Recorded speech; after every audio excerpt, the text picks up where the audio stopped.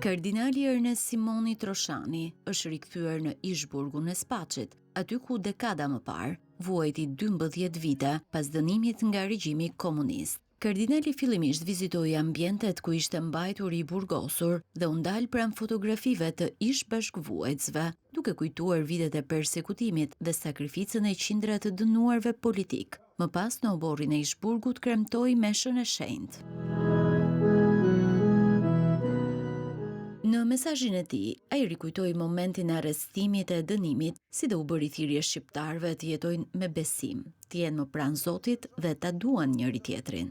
Natën e Krishtinëve 63-shit, mos e thash meshën, tanë popullin mesh, 4 vetë, vun hekurat, shim shtjelma, në me popull, i dënuam për më varën ditara. Arsyeja, se kishte thënë, si po thamë sot popull, jena gjithë bitë e Zotit. Krishti është babi i gjithë njerëzimit, jeni bitë e të madhë Zot. Me dash janë tjetërin, me dash atë dheun, me mpër të vërtetën, me përhapët vërtetën, e me një shpesat e jetës. Në shenjë mirënjohje për jetën e tij të përkushtuar dhe dëshminë e besimit përballë persekutimit, kardinalit 98 vjeçar u dorëzua një certifikat mirënjohje dhe një dhuratë simbolike me emblemën e Spaçit.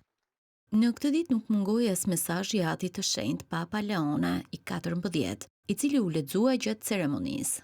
Në mesazhin e tij, Papa e cilësoi Spaçin një nga plagët më të dhimbshme të historisë shqiptare, por edhe një vend ku besimi dhe shpresa triumfuan mbi padrejtësinë. Ai theksoi se kujtesa e atyre që vuajtën dhe humbën jetën në këtë kamp duhet të mbetet e gjallë, si një thirrje për mbrojtjen e dinjitetit njerëzor, lirisë dhe paqes.